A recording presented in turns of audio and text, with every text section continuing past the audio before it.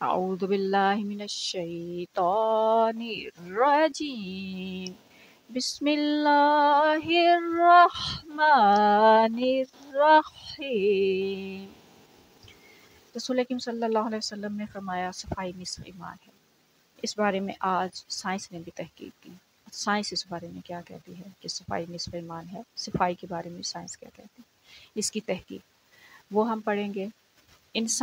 انسانی جسم جو ہے وہ قلعے کی طرح ہے، لیکن اس قلعے کے کچھ دروازے ہیں، تو ان دروازوں کا اللہ تعالیٰ نے، ان دروازوں کی حفاظت کا اللہ تعالیٰ نے بندوبست کر رکھا ہے۔ آگے دروازہ نمبر 2 جو ہے اس میں وہ کون سا ہے اور اس کی حفاظت کا جو بندوبست اللہ نے کر رکھا ہے اس کے بارے میں سائنس کیا کہتی ہے، سائنس کی تحقیق پڑھیں گے۔ پھر سائنس کہتی ہے کہ ٹانسلز کا وضو کے ساتھ بڑا گہرا تعلق ہے، تو یہ بھی سائنس کی تحقیق پڑھیں گے۔ پھر اسلام کو سائنٹیفک مذہب کیوں کہا جاتا ہے۔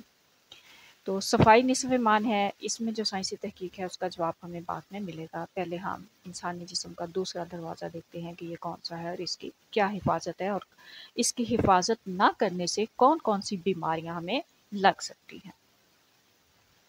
جب ہم وضو کرتے ہیں تو وضو میں سب سے پہلے ہاتھ دھوئے جاتے ہیں، 3 بار دھوئے جاتے ہیں۔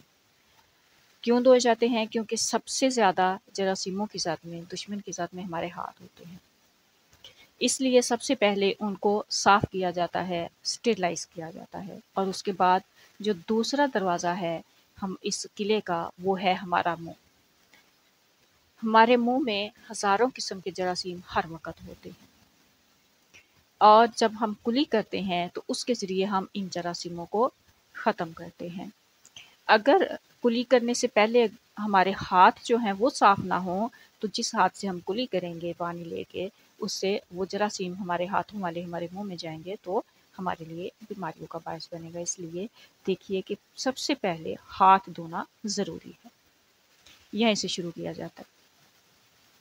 اب منہ میں بے شمار جراثیم جو ہوتے ہیں یہ غذا کے ذرات اور ہوا کے ذریعے ہمارے منہ اور دانتوں کے لعاب کے ساتھ چپک جاتے ہیں، لیکن وضو میں مسواک اور کلی کے ذریعے منہ کی بہترین صفائی ہو جاتی ہے۔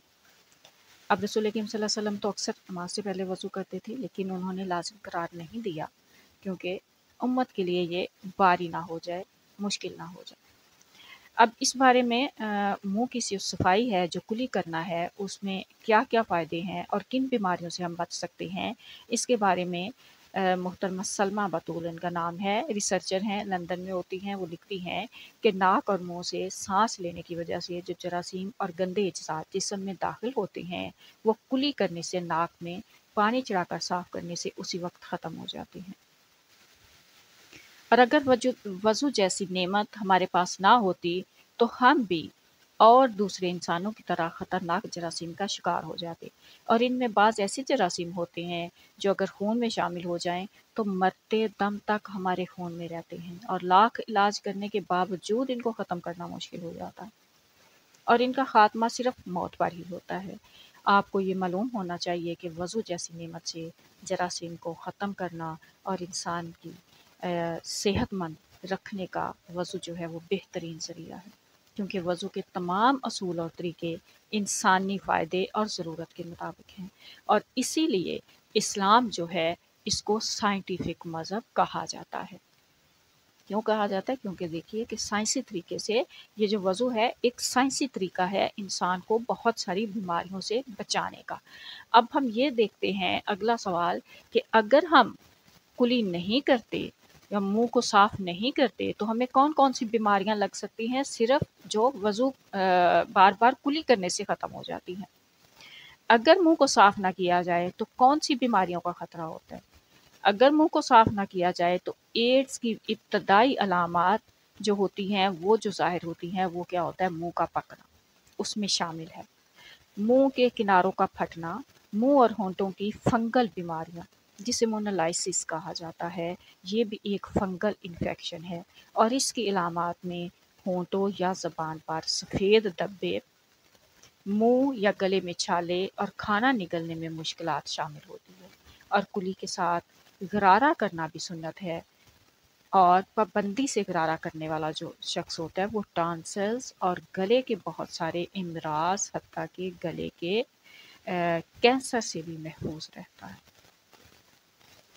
तो देखिए कि ऊपर तो मैंने कम लिखी, लेकिन मोनोलाइसिस बीमारी और जो फंगल की बहुत सारी बीमारियां, उनमें से और कितनी ज़्यादा बीमारियां जिससे अल्लाह ताला ने हमारे इस इंसानी जिस्म की जो है उसको बचाया है एक छोटे से साइंसी अमल से।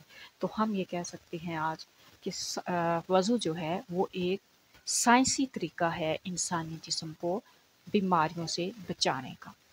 तो जब हम ये इल्म हासिल करते हैं, जब हम ये पढ़ते हैं सब, तो फिर हम बेख्तियार कहते हैं फ़बीयल्लाहि रब्बिकुम ला तुकज़्ज़िबून, कि अल्लाह ताला ने ये जो नेमतें हमें दी हैं, ये जो इल्म दिया है, जितने भी हुक्म अल्लाह ने दिए हैं, वो साइंस है और हमारे फ़ायदे के लिए। तो हम अल्लाह ताला की नेमतों का, किन-किन नेमतों का जो है वो इनकार कर सकते हैं?